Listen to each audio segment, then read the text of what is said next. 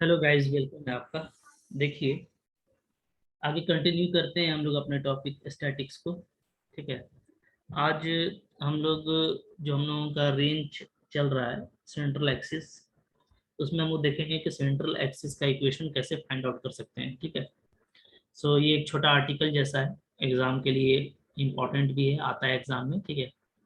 तो ये आप अच्छे से समझ लीजिए, सिंपल है, ज़्यादा मुश्किल नहीं है।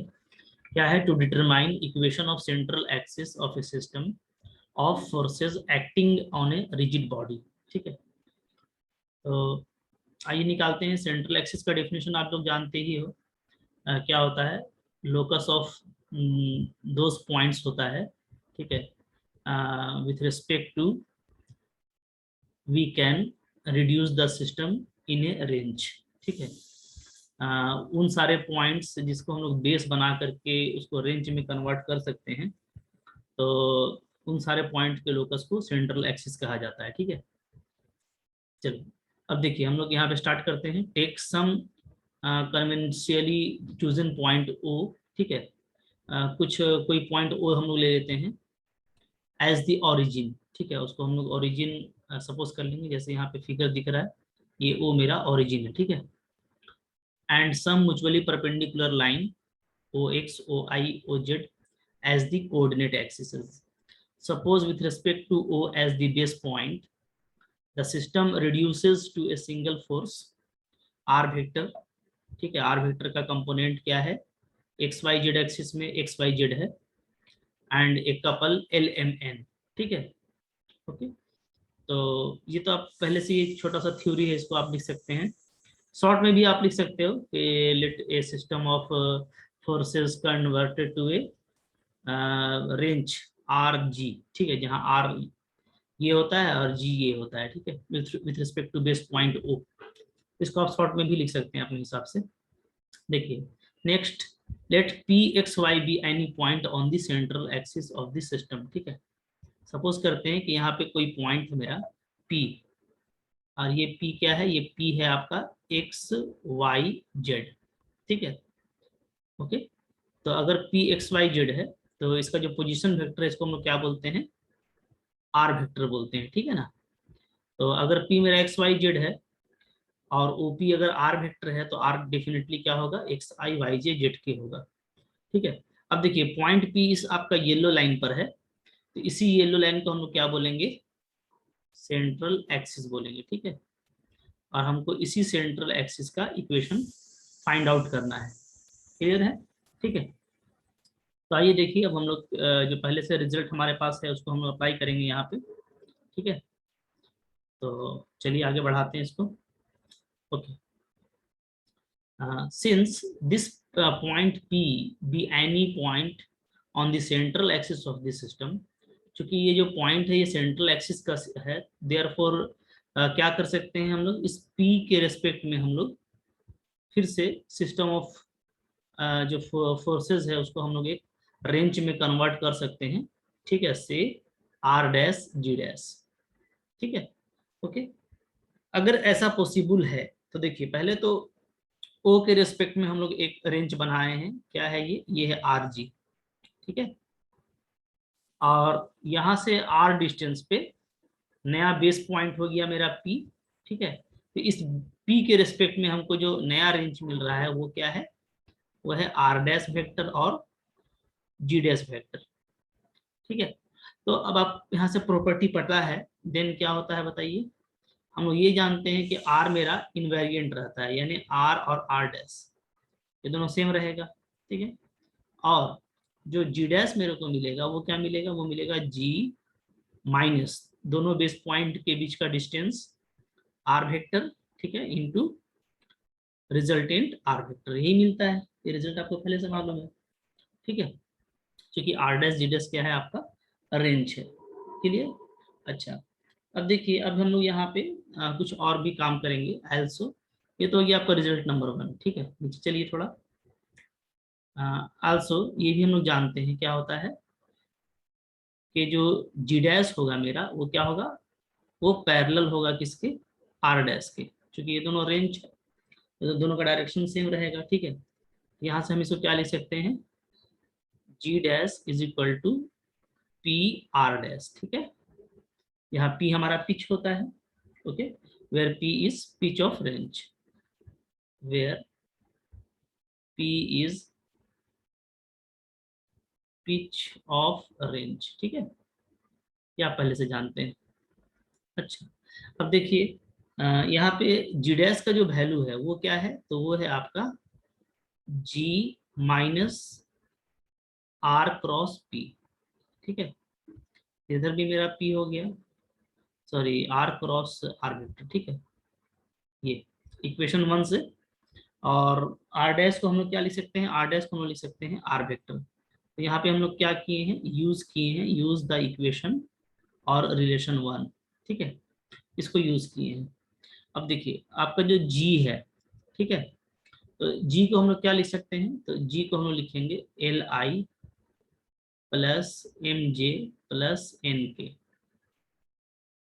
ठीक है, माइनस आर हमारा क्या है, आर होता है एक्स आई कैप, वाई जे कैप और जेड के कैप, ठीक है ना, पॉइंट्स। और कैपिटल आर क्या है, कैपिटल आर है हमारा X I Y J and Z K, ये है, ठीक है, इज इक्वल टू पी। इधर भी आपका जो आर वेक्टर है उसको आप लिख दीजिए, क्या है आर वेक्टर हमारा एक्स आई, अच्छा इन दोनों के बीच में क्रॉस प्रोडक्ट है, ठीक है, देखिएगा एक्स आई वाई जे और Z K, clear.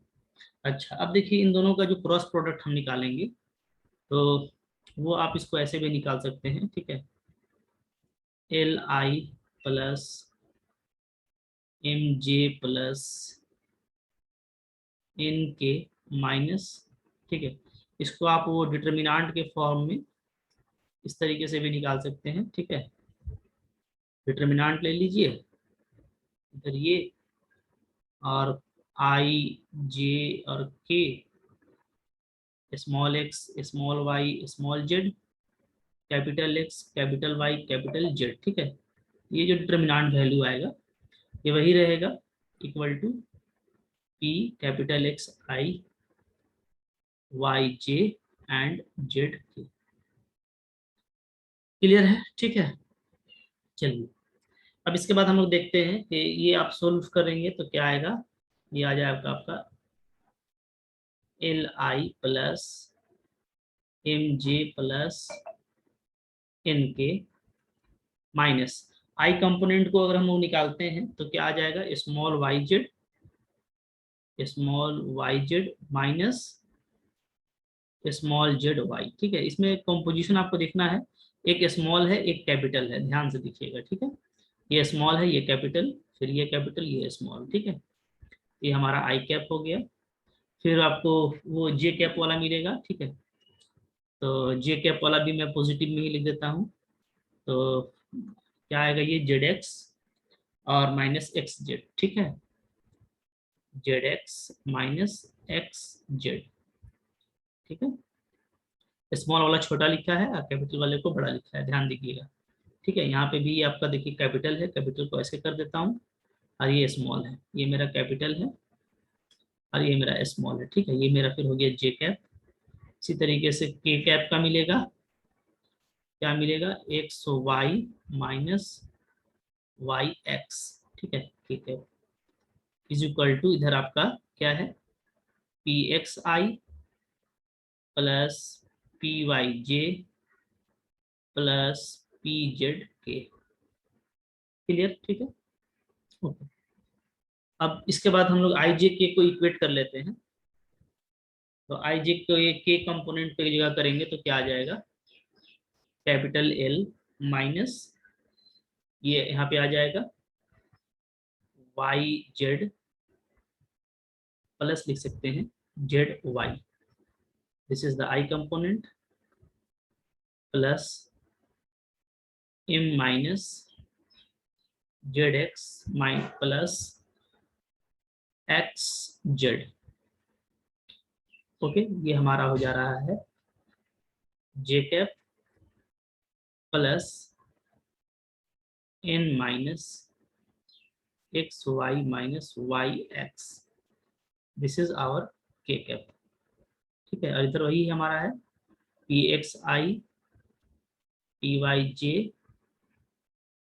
P Z K. अब हम लोग यहाँ पे एक्स वाई जेड को इक्वेट कर सकते हैं, ठीक है। Equating coefficient of X Y and Z, we get equating coefficient of I J K का जो कोएफिशिएंट है उसको हम इक्वेट करेंगे तो देखिएगा ये जो पूरा वैल्यू है ये हमारा पी एक्स के इक्वल आ जाएगा, ठीक है। ये जो पूरा वैल्यू है ये हमारा पी वाई के इक्वल आ जाएगा, और ये जो वैल्यू है ये हमारा पी जेड के बराबर आ जाएगा। अब यहाँ से अगर हम जब पी को अलग करेंगे तो इसको डिवाइड करके कैपिटल एक्स यहाँ ला सकते हैं, कैपिटल वाई यहाँ ले आ सकते हैं, और कैपिटल जेड यहाँ ला सकते हैं, ठीक है। तो यहाँ पे प्लस होगा, ये प्लस होगा, ठीक है, ओके। तो हमारा इक्वेशन फाइनली क्या आ जाएगा बताइए। फाइनली हमारा इक्वेशन आ जाता है, देखिए, ठीक है। क्या आएगा,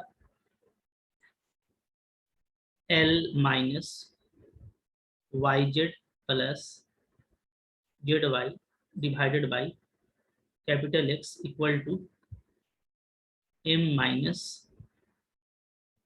Z X plus X Z divided by Y is equal to N minus X Y plus Y X divided by Z, ठीक है। ये हो गया हमारा इज इक्वल टू क्या, P.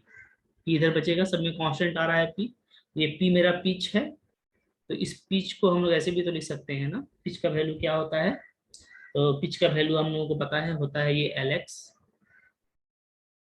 Plus M Y plus N Z, ठीक है, divided by X square plus Y square plus Z square, ठीक है। तो ये इसको भी ऐसे भी लिखा जा सकता है।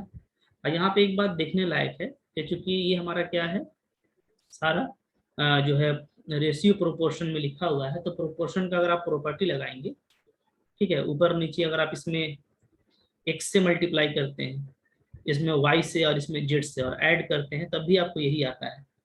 यानी डेफिनेटली ये हर तरह से आपको ये वेरीफाई करता है कि ये जो इच रेशियो है वो पिच के इक्वल होता है, ठीक है।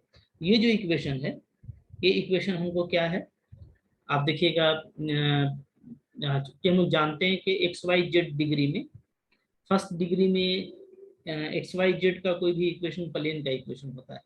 यहाँ पे ये तीनों प्लेन का इक्वेशन है, जिसका लाइन ऑफ इंटरसेक्शन क्या कहलाएगा, सेंट्रल एक्सिस, ठीक है। तो यहाँ पर हम लिखेंगे द इक्वेशन वन, ये जो इक्वेशन है हम लोगों का, ठीक है, हम लोगों को सेंट्रल इक्वेशन का सेंट्रल एक्सिस का इक्वेशन मिल गया, ठीक है। So the equation gives the central axis since the equations of first degree in X Y Z represents a plane, ठीक है। क्योंकि एक्स वाई जेड में आप कोई भी इक्वेशन लिखते हैं तो फर्स्ट डिग्री का, तो वो आपको प्लेन का इक्वेशन देता है, ये आप जानते हैं, ठीक है ना। प्लेन का जो जनरल इक्वेशन है वो क्या होता है, तो प्लेन का जनरल इक्वेशन होता है, आपको पता है, ए एक्स, प्लेन का जनरल इक्वेशन क्या होता है, A X plus B Y plus C Z equal to B, ठीक है। तो ये हमारा प्लेन का इक्वेशन होता है। याद रखिएगा कि एक्स वाई जेड में फर्स्ट डिग्री में कोई भी इक्वेशन प्लेन का इक्वेशन होता है। तो यहाँ पे चूंकि मेरे पास में तीन रेशियो प्रोपोर्शन है, ठीक है, तो ये तीनों मेरे को तीन प्लेन देंगे विथ पी, ठीक है। So the equation two gives three planes, okay. It can be shown that these three planes have a common line of intersection, ये हम लोग देख सकते हैं, ठीक है। So the line of intersection of any two plane gives the central axis of system, ठीक है। ये हम लोगों को क्या देगा, सेंट्रल एक्सिस का इक्वेशन देगा, ठीक है, ओके। तो इसीलिए हम लोग जो इक्वेशन टू है उसको क्या बोलते हैं कि this gives central axis equation, okay.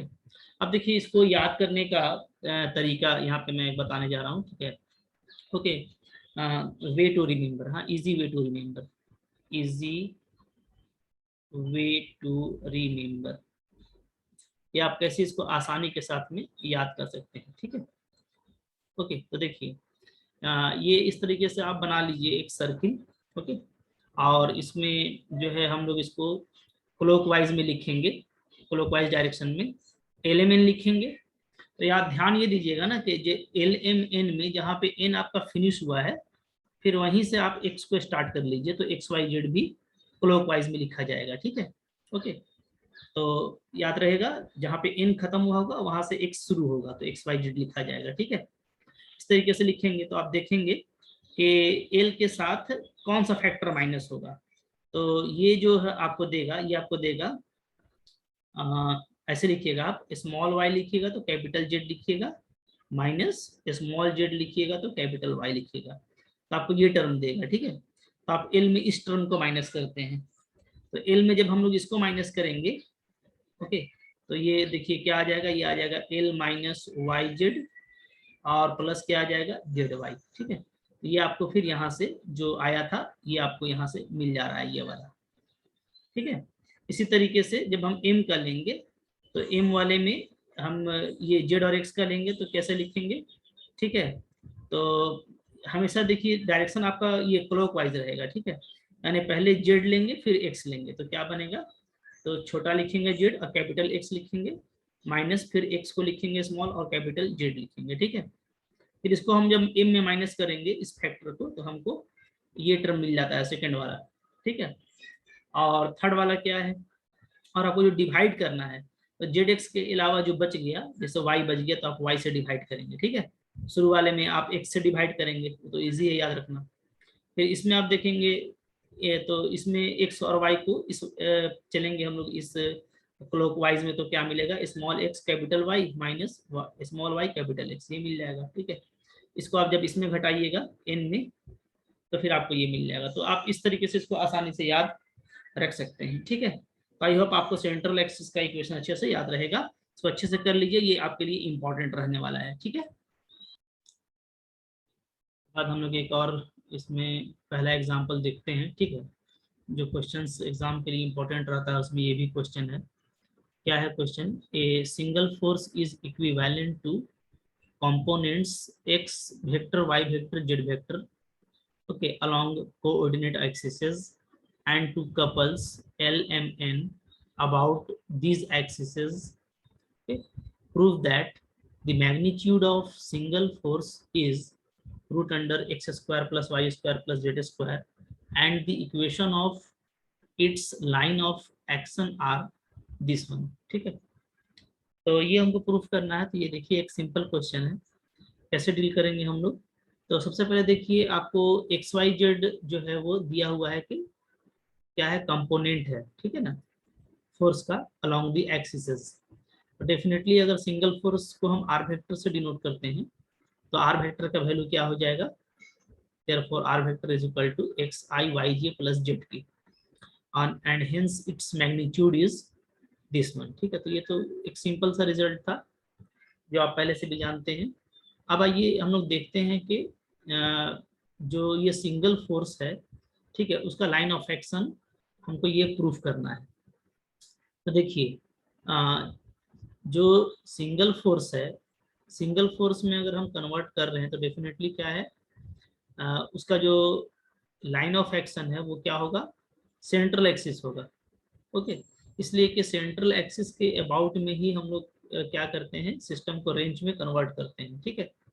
Therefore, the equation of line of action of r vector is along central axis, okay, whose equations are central axis का इक्वेशन आप लोग याद करके रखें, ठीक है। ऊपर याद करने का तरीका भी हम आपको बताए थे। देखिए ये सेंट्रल एक्सिस का इक्वेशन हो गया इक्वेशन 1, ओके। अब देखिए हम लोगों ने ये भी पढ़ा है कि अगर सिस्टम को हम सिंगल फोर्स में रिड्यूस करते हैं उस केस में क्या होता है, उस केस में L X plus M Y plus N Z क्या हो जाता है, जीरो हो जाता है।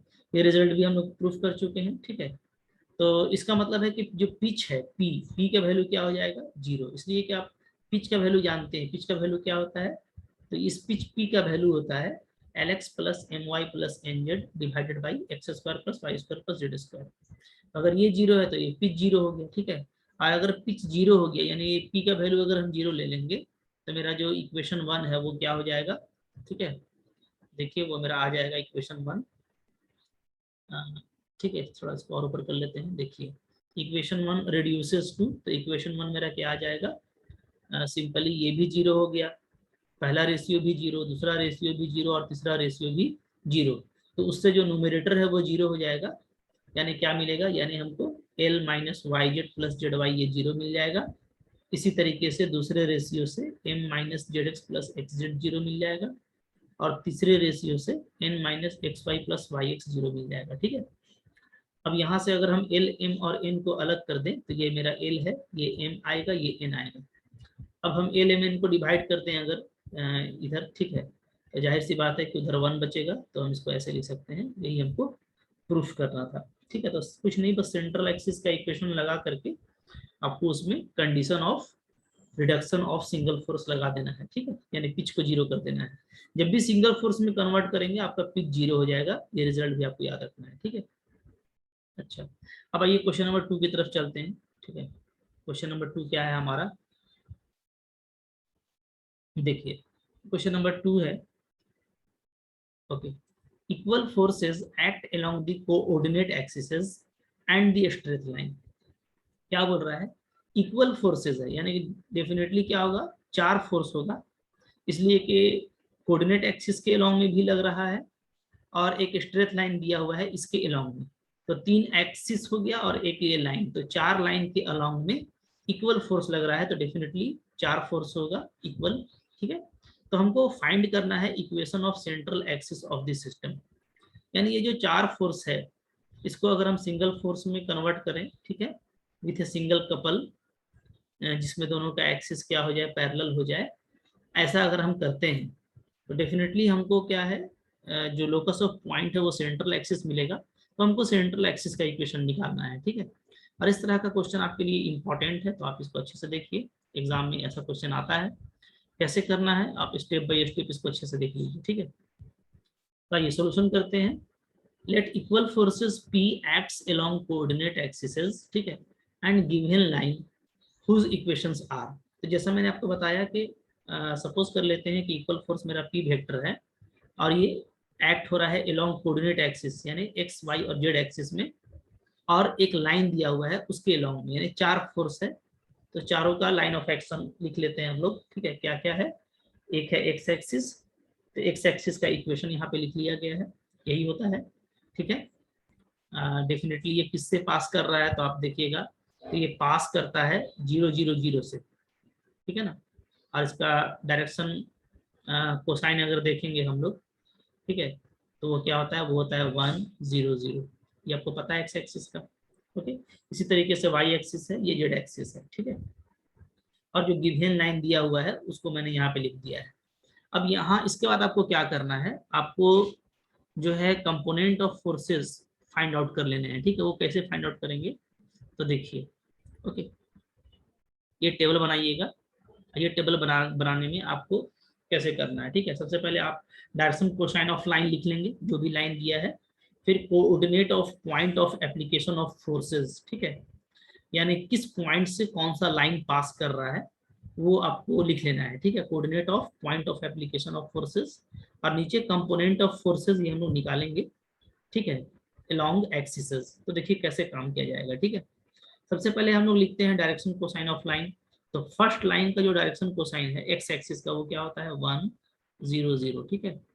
वाई एक्सिस का क्या होता है 0 1 0, जेड एक्सिस का 0 0 1, और आपको एक चौथा लाइन दिया हुआ है, तो इसका क्या है, इसका है L M N, simply, so it is L M N, ठीक है, हो गया। उसके बाद जो coordinate of point of application of force लिखा हुआ है, यानी जिस पॉइंट से आपका पास कर रहा है लाइन, ठीक है, तो लाइन जैसे एक्स एक्सिस है तो वो तो डेफिनेटली 0 0 0 से पास कर रहा है, ये भी 0 0 0 से, जेड एक्सिस भी 0 0 0 से, ठीक है। और जो हमारा लाइन है वो अल्फा बीटा और गामा से पास कर रहा है, ये दिख रहा है हम लोगों को अल्फा बीटा एंड गामा, ठीक है। ओके, तो ये भी हम लोग यहाँ पे देख लेंगे। इसके बाद देखिए हम लोग लिखेंगे component of forces along axis, ठीक है। तो कंपोनेंट ऑफ फोर्सेस, फोर्सेस जो लिखा जाएगा अलोंग एक्सिस, तो एक्सिस के अलोंग में जो कंपोनेंट ऑफ फोर्स है, तो सपोज कर लेते हैं हम लोग कि फर्स्ट लाइन के अलोंग में जो फोर्स लग रहा है, ठीक है, तो उसका एक्स एक्सिस के अलोंग में x1 है कंपोनेंट, y एक्सिस के अलोंग में y1 और z एक्सिस के अलोंग में z1। इसी तरीके से जो सेकंड फोर्स p लग रहा है सेकंड y एक्सिस के अलोंग में, तो उसका कंपोनेंट भी ऐसे लिख लेंगे, ठीक है। तो ये मैं आपको एक जनरल पैटर्न बता रहा हूँ ताकि कोई भी क्वेश्चन रहे तो ये आपको उसमें हेल्प करेगा। यहाँ पे थोड़ा आसान है, कैसे आसान है, क्योंकि यहाँ पे हम लोग देख रहे हैं कि सिर्फ एक्स एक्सिस के अलोंग में लग रहा है, यानी वाई और जेड जो है उसके अलोंग में कोई भी फोर्स नहीं मिलेगा, ठीक है। ओके, लेकिन अगर आप फॉर्मूला से निकालेंगे तो आप इसको ऐसे लिखेंगे कि फोर्स जैसे लग रहा है पी, ठीक है, तो एक्स के अलोंग में पी एल वन कहलाएगा, वाई को वाई के अलोंग में पी एम वन कहलाएगा, और जेड के अलोंग में कहलाता है पी एन वन, ठीक है। कंपोनेंट ऑफ फोर्स अगर आप निकालेंगे तो एल वन आपका वन है, ठीक है, तो ये हो जाएगा आपका सिर्फ पी, एम वन जीरो है तो ये जीरो हो जाएगा, ये भी आपका जीरो हो जाएगा, ठीक है। इसी तरीके से इसमें आप निकालिएगा तो फॉर्मूला क्या आ जाएगा, पी एल टू, चूंकि सब में पी फोर्स लग रहा है, पी एम टू और पी एन टू, ठीक है। अब हमारा सिर्फ ये एम टू वन है तो ये बचेगा, बाकी ये दोनों जीरो हो जाएगा, ठीक है। फिर यहाँ पे भी आप देखेंगे तो पी एल थ्री, ठीक है, पी एम थ्री और पी एन थ्री, तो एन थ्री सिर्फ मेरा वन है तो ये पी बचेगा और बाकी मेरा जीरो हो जाएगा, ठीक है। ओके, और यहाँ पे हम लोग देखेंगे तो यहाँ पे होगा P L four, P M four और पी एन फोर, ठीक है। अब ये तीनों एलिमेंट है तो ये एल पी एल हो जाएगा, ऊपर से देखिए ये हो जाएगा मेरा पी एम और ये हो जाएगा मेरा पी एन, ठीक है। इस तरीके से मेरे को जो लास्ट वाला जो मिला है रो, ये मेरा फोर्सेस है, ठीक है। तो चलिए हम लोग फोर्सेस फाइंड आउट कर लिए हैं, ठीक है, और हम लोग coordinate of point of application of force भी देख चुके हैं। तो नेक्स्ट हम लोगों का काम क्या होगा, सिंगल फोर्स और कपल को फाइंड आउट करना, ठीक है। ओके, तो आइए देयरफॉर क्या हो जाएगा, देयरफॉर हमारा जो होगा सिंगल फोर्स जो होता है, ठीक है, तो सिंगल फोर्स का वैल्यू क्या होता है, तो हम लोग क्या करेंगे, एक्स कंपोनेंट को सबको सम कर लेंगे, वाई को सम कर लेंगे, जेड को सम कर लेंगे, ठीक है। हम लोग क्या लिखेंगे, therefore if the system reduces to a single force r vector is equal to x comma y comma z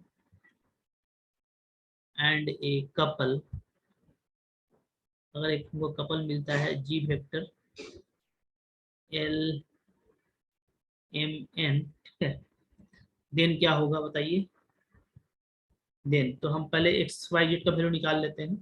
तो एक्स क्या होगा मेरा, एक्स जो होगा वो हम लोगों का होगा, ठीक है, x1 plus x2 plus x3 plus x4, ठीक है, यही होगा। ओके, इसको वेक्टर में ही लिखिए, वेक्टर है x1 x2 x3 और x4, ठीक है। तो ये हम लोगों का क्या आ जा रहा है, तो हम लोग ये देख रहे हैं कि x1 का वैल्यू p है तो ये p, x2 जीरो है, y2 जीरो, x3 जीरो है, x4 क्या है pl है, तो प्लस pl, तो ये हम लोग का वैल्यू क्या आ गया, p1 प्लस l, ठीक है।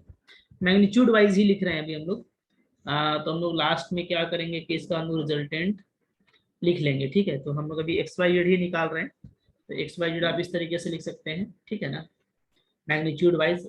ओके, ठीक है। इसके बाद हम लोगों का क्या आ जाएगा, ठीक है, तो वेक्टर हटा दीजिएगा अभी, चूंकि मैग्नीट्यूड वाइज लिख रहे हैं तो वेक्टर को हटा देते हैं, ठीक है ना, सिर्फ जो मैग्नीट्यूड है उससे आपको काम चल जाएगा। ओके, चलो फिर है हम लोगों का y क्या आ जाएगा, y आ जाएगा इसी तरीके से सिग्मा y1 आएगा, यानी y1 plus y2 plus y3 plus y4। तो ये हम लोग देखेंगे तो y1 0 है, y2 आपका p है, ठीक है, और y4 मेरा pm है, तो ये क्या आ जा रहा है p1 प्लस m, ठीक है। इसी तरीके से z क्या आ जाएगा, तो z आएगा आपका सिग्मा z1, ये आ जाएगा p1 प्लस m, ठीक है। तो हम लोगों को x y z मिल गया, ठीक है। तो यहाँ से आप रिजल्टेंट के लिए r वेक्टर आप निकाल सकते हैं, ठीक है ना। ओके, अब इसके बाद जो हम लोगों का काम होता है वो होता है g निकालने का, ठीक है।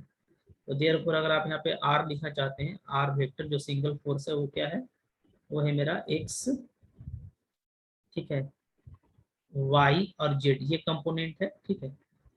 तो ये हम लोगों का क्या आ जाएगा, ये हम लोगों का आ जाएगा p1 plus L along x axis, p1 plus m along y axis and p1 plus n along z axis, ठीक है। ये हम लोगों का वैल्यू आ गया। अब हम लोग जी निकालना चाहते हैं, तो जी निकालने का ये तरीका है, ठीक है, कपल ऑफ मोमेंट निकालने का जी वेक्टर। तो जी वेक्टर कैसे निकाला जाता है, ठीक है। तो आप इसको निकाल सकते हैं आसानी से, इस फॉर्मूला से आप निकाल लेंगे। जैसे डिटर्मिनेंट फॉर्म में ले लीजिए, ठीक है, आई जे के, या पहले वाले का जो पोजीशन था हम लोगों का x1 y1 z1, ठीक है, और जो इसका कंपोनेंट मिला है x1 capital y1 capital z1, ठीक है, प्लस कीजिएगा, इसी तरीके से लीजिएगा आई जे के, ठीक है, फिर ले लीजिएगा x2 y2 z2 capital x2 capital y2 capital z2, ठीक है, प्लस फिर तीसरा वाला लेंगे आई जे के, इसका हो जाएगा x3 y3 z3 capital x3 capital y3 capital z3, ठीक है। और एक जो लास्ट है हम लोगों का, फिर से आई जे के x4 y4 z4 capital x4 capital y4 और कैपिटल z4, ठीक है। इसका इसका डिटरमिनेंट वैल्यू हम लोग निकाल लेंगे सबका, तो हमको जी मिल जाएगा। भाई देखते हैं यहाँ पे जी क्या है, ठीक है, ये है आई जे के, ये है सारा आपका 0 0 0 ही है, ठीक है। तो आपको x1 क्या है, x1 है हमारा p, और y1 है हमारा 0, और ये हमारा 0, तो ये वैल्यू 0 आएगा, ठीक है। तो इसी तरीके से आप देखिएगा, जैसे ये तीनों 0 है, तो ये आपको 0 मिलेगा, ये भी 0 मिलेगा, ये भी 0 मिलेगा, ठीक है। तो मैं यहाँ पे लिख के बता दिया हूँ, तो इसी तरीके से आप लिख लीजिएगा। अब हम इसको मिटा देते हैं, ठीक है, और डायरेक्ट लिख देते हैं, क्योंकि हमारा ये जो पॉइंट है तीनों लाइन का वो 0 है, ठीक है। तो डायरेक्टली आप क्या लिख देंगे, 0 ये भी आएगा, प्लस ये भी डिटर्मिनेंट 0 आएगा, प्लस ये भी 0 आएगा, प्लस सिर्फ लास्ट वाले से हमको मिलेगा, तो आई जे के, ये क्या है x4 y4 z4 हम लोगों को क्या दिया हुआ है, तो अभी हम लोग निकाले थे ऊपर में, ठीक है। हम लोगों को ये दिया हुआ है, जो लास्ट वाला है वो है पॉइंट क्या है, अल्फा बीटा गामा, ये है आपका अल्फा बीटा गामा, ठीक है। और ये जो आपको कंपोनेंट ऑफ फोर्सेस मिला है वो आपको मिला है पी एल पी एम और पी एन, ठीक है, पी एल पी एम और पी एन। तो इसको अगर हम लोग यहाँ पे सोल्व कर दें, तो आई कंपोनेंट हमारा आ जाएगा, क्या आएगा बताएं, ठीक है,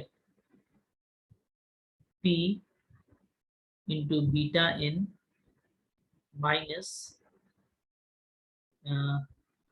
पी इंटू गामा एम, ये आता है, ठीक है। अगर हम लोग यहाँ पे पी को कॉमन ले लें, तो ये आपका आ जाएगा beta N minus gamma M, ठीक है, ये आई हो गया, प्लस इसी तरीके से जे कंपोनेंट निकालते हैं हम लोग, तो जे वाला कॉलम को छिपा दीजिएगा, तो आएगा आपका gamma P L minus alpha P N, ठीक है। और यहाँ पर अगर हम लोग फिर से पी को कॉमन ले लें, तो ये आपका आएगा gamma L minus alpha N, ठीक है, क्लियर है। अच्छा, अब देखिए एक और कंपोनेंट यहाँ पे ऐड करेंगे, ठीक है ना, तो प्लस अगर हम लोग के का निकालने वैल्यू, तो लास्ट कॉलम को और फर्स्ट रो को हटाइएगा तो क्या आ जाएगा, alpha into P M minus, ठीक है, और क्या आएगा बताएं, और आ जाएगा आपका beta into P L, beta into P L, ठीक है, okay, beta into P L. तो बताइए क्या आ जा रहा है, यस।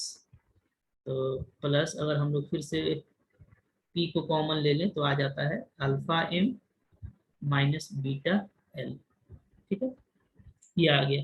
तो इस तरीके से हम लोगों का जो एलिमेंट है यहाँ से वो निकल जाएगा आसानी से, क्योंकि जी क्या होता है, ठीक है। तो देयरफॉर जो जी का वैल्यू आ गया हम लोगों का, जी का वैल्यू वो क्या आ गया, वो ये पूरा सेट आ गया है, ठीक है। और ये जो पूरा सेट है ये क्या होता है, ये होता है आपका तो यहाँ पे मैं इसको ऐसे लिख देता हूँ, ठीक है, कंपेयरिंग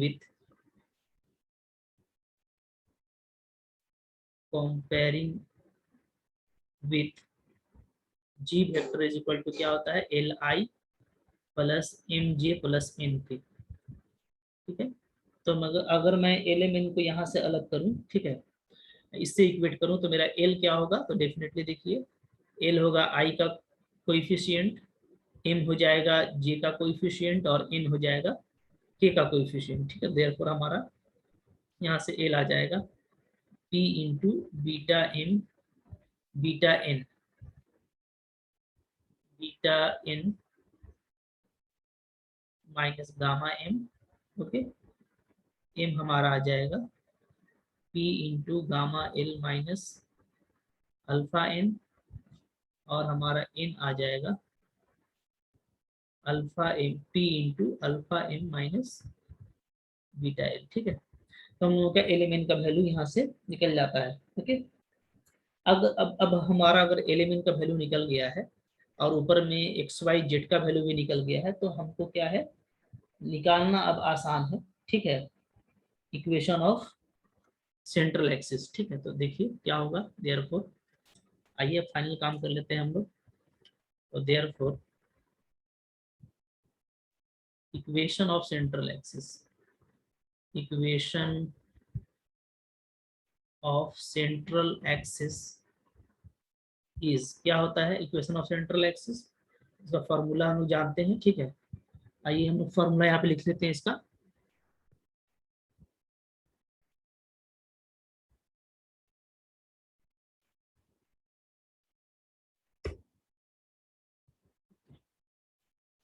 इसका फॉर्मूला होता है एल माइनस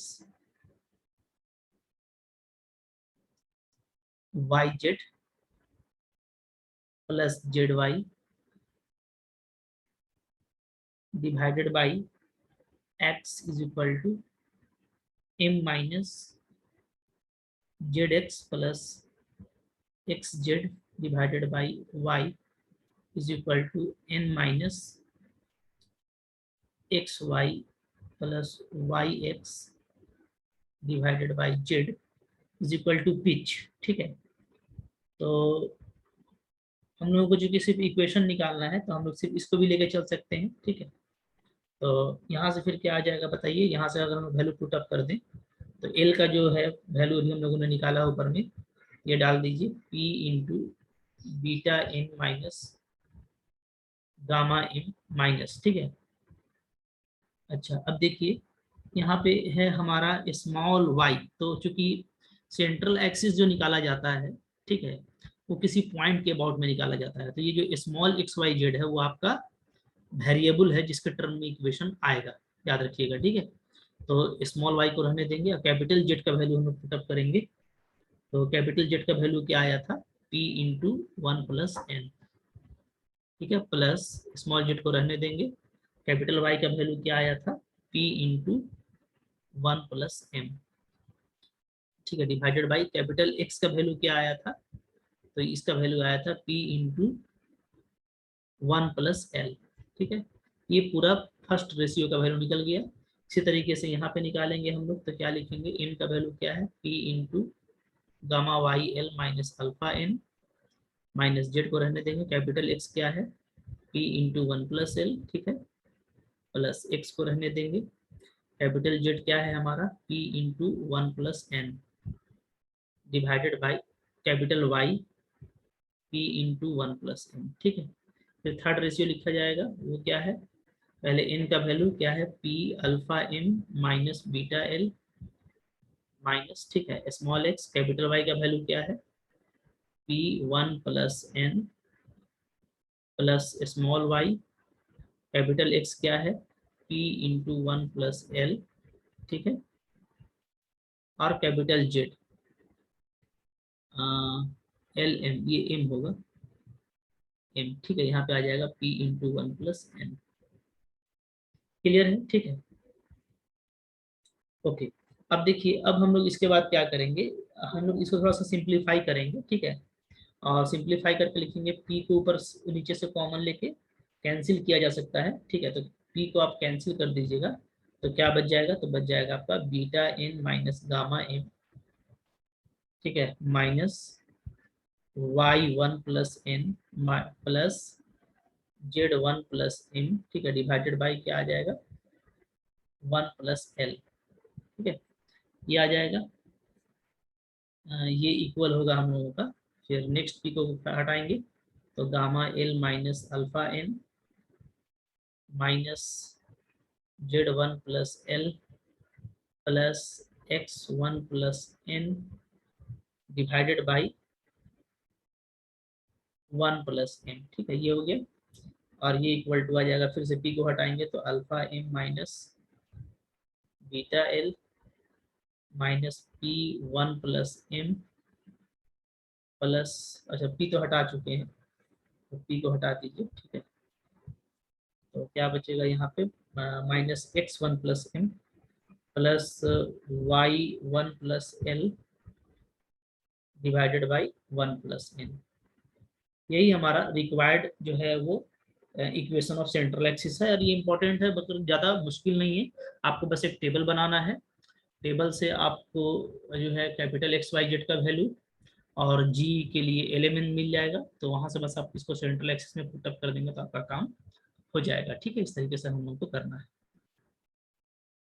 देखिए एक और एग्जाम्पल देखते हैं हम लोग, एग्जाम्पल नंबर 3, ठीक है, ये भी उसी तरह का एग्जाम्पल है, इसमें आपको फोर्सेज एक्स वाई जेड जो है वो इन लाइंस के एलोंग में लगा हुआ है, ये आपको लाइन दिया हुआ है, देखिए, ठीक है, ये एक लाइन है, ये दूसरा लाइन दिया हुआ है, ये और ये तीसरा लाइन दिया हुआ है, ठीक है, तो बोलता है कि प्रूफ कीजिए कि जो पिच होगा ऑफ इक्विवेलेंट रेंज वो ये आना चाहिए, ठीक है, फिर नेक्स्ट पूछता है कि अगर रेंज मेरा रिड्यूस हो जाता है सिंगल फोर्स में, ठीक है, तो शो कीजिए कि जो line of action of force है वो हमको ये मिलने वाला है, ठीक है, तो आइए हम लोग फिर इसको भी देख लेते हैं, उसी के जैसा बनेगा।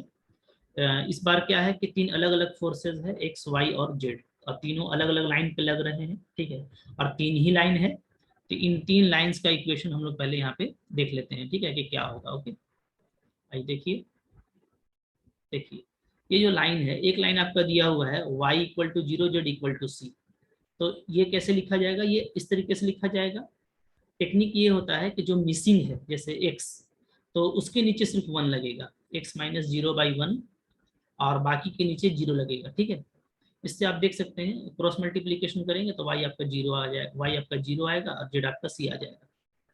इसी तरीके से जो दूसरा लाइन है इसमें आपको y मिसिंग है तो y-0/1 होगा, ठीक है, बाकी में आपका नीचे में 0 0 होगा। फिर इसको देखेंगे तो यहाँ पे आपको z मिसिंग है, तो यहाँ पे आपको z-0/1 होगा, बाकी में x-0/0 और y-b/0, इस तरीके से करके लिखते हैं, ठीक है ना, ओके, तो लाइन ये आपको आई होप पहले से लिखने आता होगा, क्लास 12 में भी इस तरह का क्वेश्चन था। तो अब आप देखेंगे कि ये लाइन किससे पास कर रहा है, तो ये लाइन आपका पास कर रहा है x1 y1 z1, अगर ये पासिंग पॉइंट है मेरा तो ये पास कर रहा है 0 0 c से, ठीक है, और इसका डायरेक्शन जो कोसाइन है L1 M1 N1, ये क्या हो जाएगा, ये हो जाएगा 1 0 0। तो जिस तरीके से पिछले बार टेबल बनाए थे उसी तरीके से हम लोग टेबल बनाएंगे, ठीक है, ओके, इन तीनों लाइन के बारे में, तो देखिए यहाँ पे मैंने टेबल बना दिया है, तो फर्स्ट लाइन का डायरेक्शन कोसाइन 1 0 0 मिल रहा है, दूसरे का 0 1 0 और तीसरे का 0 0 1, ठीक है, coordinate of point of application of forces जो मिल रहा है मेरे को, वो मिल रहा है। ठीक है, पहले लाइन का देखिएगा 00C है। ओके, आप देख रहे हैं ना, पहला लाइन का जो पासिंग पॉइंट था ऊपर में वो क्या है, वो 00C है, दिख रहा है। दूसरे वाले का A00 और तीसरे वाले का 0B0। ठीक है, तो दूसरे वाले का A00 और तीसरे वाले का 0B0। ठीक है, उसके बाद जो कंपोनेंट ऑफ फोर्सेस है अलोंग एक्सिस वो निकाल लेंगे। ठीक है, उसको हम लोग इस तरीके से डिनोट कर रहे हैं येलो फिगर से, और नीचे उसका वैल्यू निकाले हैं। ये इसमें होगा आपका XL1, ठीक है, XM1 और XN1, ठीक है ना। ओके, इसमें हो जाएगा YL1, YM2, YN2, और थर्ड लाइन में हो जाएगा ZL3, ZM3, ZN3। तो ऊपर में जो L1 M1 का वैल्यू दिया हुआ है उसको पुट करके देखेंगे तो हमको सिर्फ इसमें X मिलेगा, X1, इसमें सिर्फ Y2 Y मिलेगा, और इसमें सिर्फ हमको Z3 Z मिलेगा। ठीक है, तो इस तरीके से हम लोगों को फाइनली मिल गया। तो अब हम अगर इसको सिंगल फोर्स में कन्वर्ट करते हैं तो कैसे लिखेंगे। ठीक है, हम लिखेंगे लेट द सिस्टम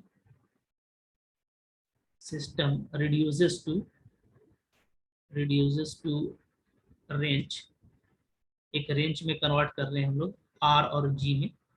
ठीक है, वेयर, जहां R क्या है, R जो है मेरा वो है XI plus YJ plus ZK है। ठीक है, और G जो है मेरा वो क्या है, वो है मेरा LI plus MJ plus NK। तो हमको यही सब निकालना है। ठीक है, तो देयरफॉर जो X है वो क्या हो जाएगा, तो वो हो जाएगा हमारा X1 plus X2 plus X3। ठीक है, X एक्सिस के अलोंग का सम हो जाएगा। तो ये हमको क्या मिलने वाला है, X प्लस 0 यानी ये सिर्फ आपको X मिल रहा है। ठीक है, तो अब दोनों देखिए X हो गया, तो ऐसा कीजिए यहाँ पे आप X1 लगा लीजिए, X1, अच्छा वो भी लिया हुआ है तो X डैश लगा लीजिए। ठीक है,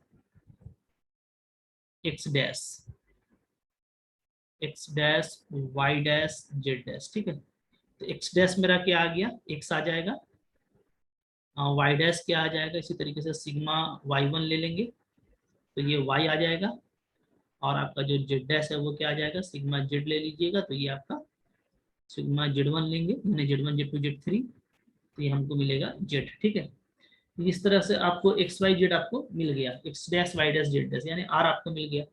अब G निकालने का तरीका आपको मैंने बताया था कैसे निकालते हैं, आइए देखिए। ठीक है, एंड जो G निकाला जाता है, ठीक है, वो निकालते हैं हम लोग यूजिंग डिटर्मिनेंट IJK, पहले वाले का X1 Y1 Z1, फिर कैपिटल X1, कैपिटल Y1 और कैपिटल Z1। ठीक है, ये प्लस फिर दूसरे लाइन का IJK X2 Y2 Z2, capital X2, capital Y2, capital Z2। ठीक है, प्लस थर्ड लाइन का लेंगे IJK, इसका X3 Y3 Z3 और X3 Y3 और Z3। ठीक है, ऐसे ले लेंगे दिस वन। इसको अब हमको सोल्व करना है, ये I है, ये J है, ये K है। ठीक है, ये आपका क्या था 00C, और ये हमारा आया है X00। ठीक है, प्लस फिर से IJK, ये मेरा था 0B0। ठीक है, सॉरी A00 था ना, ये था हमारा A00, और उसके बाद ये आ गया 0Y0। ठीक है, प्लस IJK, ये हमारा क्या था 0B0, और ये हमारा क्या आ गया 00Z। ठीक है, इस तरीके से मिल गया। अच्छा, इसको जब सोल्व करेंगे हम लोग तो हम लोगों को ये मिल जाएगा CXI। ठीक है, नहीं J मिलेगा सिर्फ ना, माफ कीजिएगा, CXJ, यस, CXJ प्लस यहाँ से हम लोगों को मिलेगा AYK, और यहाँ से हम लोगों को मिलेगा BZI। ठीक है, BZI, बी जेड आई, ठीक है। तो ये इक्वल होता है किसका, L I plus M J plus N K का। तो यहाँ से हम लोगों को एलिमेंट मिल जा रहा है कि एल क्या है, एल है मेरा सी एक्स, एम है मेरा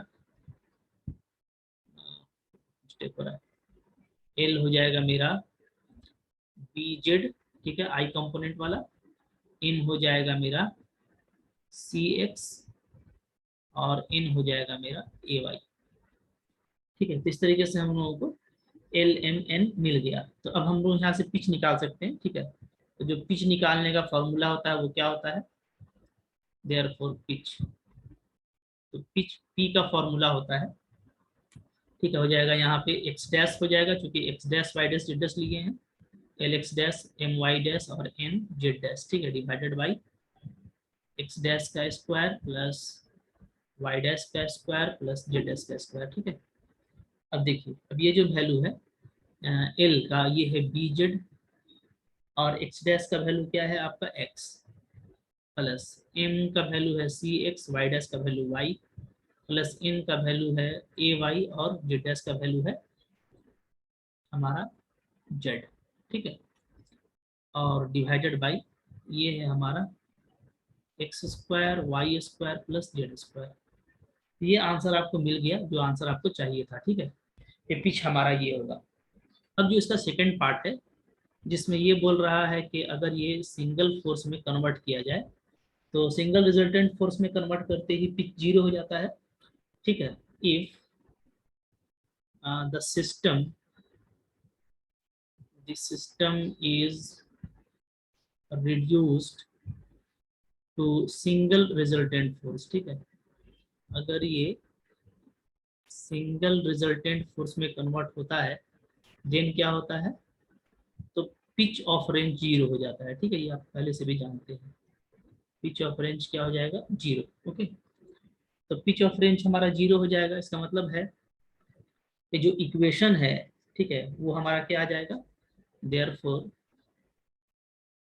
therefore equation of central axis is, ठीक है। तो सेंट्रल एक्सिस का जो इक्वेशन आ जाएगा वो आ जाएगा हमारा एल माइनस, ठीक है, Y Z dash plus Z Y dash by X dash is equal to M minus Z X dash plus X Z dash by Y dash is equal to N minus X Y dash plus Y X dash by Z dash is equal to pitch. Pitch ये आपका zero हो गया, ठीक है। ये आपका जब zero होगा तो हमको जो यहाँ से जो मिलेगा, ठीक है। अच्छा, एल एम और एन का वैल्यू ले लेते हैं, ठीक है। दिस गिव्स, ये क्या देगा, तो ये आपको देगा L minus Y Z dash plus Z Y dash, ये कैपिटल है, फोर्सेज है ये सब, तो इसको कैपिटल्स लिखेंगे। So Z Y dash equal to zero. अब यहाँ से अगर मैं एल का वैल्यू डाल दूँ, तो एल मेरा क्या है, एल है मेरा B Z minus Y Z dash plus Z Y dash is equal to zero, ठीक है। ये आपको मिल जाता है, ओके, ठीक है। इसको हम ले लेते हैं इक्वेशन वन। इसी तरीके से क्या मिलेगा, फिर हमको सेकंड रेशियो से मिलेगा M minus Z X dash plus X Z dash is equal to zero. M का वैल्यू क्या है, C X, so C X minus Z X dash plus X Z dash is equal to zero, this is equation two. और जो हमको third ratio से मिलेगा वो है N minus X Y dash plus Y X dash is equal to zero. और ये आपको एन का वैल्यू क्या है, A Y, so A Y minus X Y dash plus Y X dash is equal to zero, ठीक है। तो यहाँ को एक दो और तीन इक्वेशन मिल जा रहा है। अब यहाँ पे थोड़ा सा हम लोग चेंज करते हैं, ठीक है।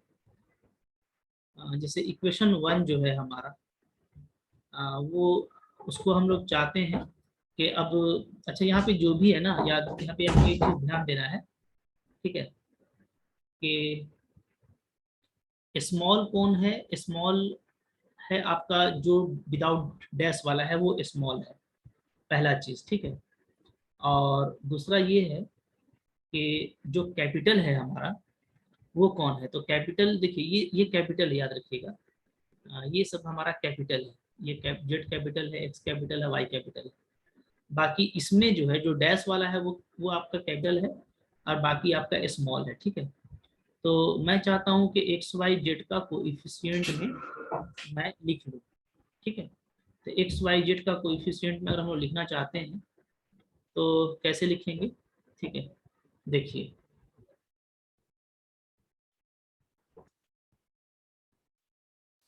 अच्छा यहाँ पे देखिए हम लोगों का जो एक्स डैश वाई डैश और जेड डैश है उसका वैल्यू भी पुटअप कर लेते हैं, ठीक है।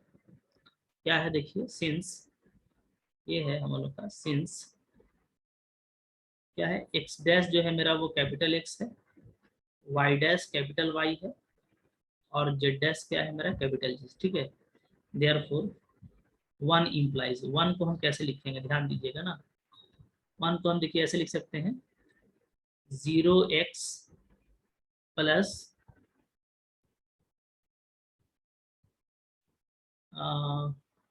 0x plus Z Y plus B minus Y Z is equal to 0। ध्यान ये देना है आपको कि मैंने जो है इस तरह से लिखा है कि कैपिटल वाले का मेरे को कोएफिशिएंट मिले, तो ये कैपिटल एक्स है, जीरो कोएफिशिएंट के साथ में, इसलिए कि इक्वेशन वन में कैपिटल एक्स का कोएफिशिएंट नहीं है, ठीक है। फिर कैपिटल वाई का कोएफिशिएंट बन जाएगा, क्योंकि ये देखिए मेरा कैपिटल वाई है, तो ये मेरा हो जाएगा जेड वाई, ये स्मॉल है ये कैपिटल है, ठीक है। फिर इस जेड डैश को जेड पुट करेंगे तो बी माइनस वाई को कॉमन ले लेंगे और जेड इक्वल टू 0। इसी तरीके से हम लोग लिखते जाएंगे, ठीक है। तो इक्वेशन टू मेरा क्या आ जाएगा, मेरा टू आ जाएगा, टू इम्प्लाइज, इसको हम लोग लिख सकते हैं क्या, C minus Z capital X plus 0 capital Y plus small X into capital Z is equal to 0, ठीक है। और जो थ्री का इक्वेशन है, थ्री से आपको आ जाएगा small Y into capital X plus A minus small X into capital Y plus 0 capital Z is equal to 0, ठीक है। अब यहाँ से हमको ये करना है, इन तीनों इक्वेशन से इलिमिनेट कर देना है, eliminating capital X Y Z, ठीक है। कैपिटल एक्स वाई जेड को इलिमिनेट कर दीजिए, तो अगर हम लोग इसको इलिमिनेट करेंगे तो फाइनली हमको इक्वेशन मिल जाएगा, डिटर्मिनेंट के फॉर्म में मिलेगा इस तरीके से, 0 कोएफिशिएंट लिखते जाइए, जेड बी माइनस वाई, सब अब सारा स्मॉल है, ठीक है, C minus Z 0x Y A minus X and 0 is equal to, ये आपका आ जाएगा 0, ठीक है। अब इसको आप अगर सोल्व करें इस डिटर्मिनेंट को, तो देखिए इस डिटर्मिनेंट को सोल्व करने से हमको क्या मिलेगा, ठीक है। देखिए इसको अगर हम सोल्व करते हैं तो पहला तो 0 आ जाएगा, ठीक है, माइनस जेड, ठीक है, और जेड को जब हम लोग छिपा देते हैं इसका रो और कॉलम को, तो क्या आ जाएगा, आपको सिर्फ मिलेगा यस, सी माइनस जेड तो 0 हो जाएगा, सिर्फ हम लोगों को वाई एक्स सी मिलेगा, ठीक है। So it is into Y X, तो lastly plus B minus Y लेंगे, तो बी माइनस वाई अगर हम लोग लेते हैं, ओके, 0, अच्छा यहाँ पे क्या लिखा है, एक्स वाई लिखा है हम लोगों ने, यहाँ प्लस कर देते हैं, ठीक है।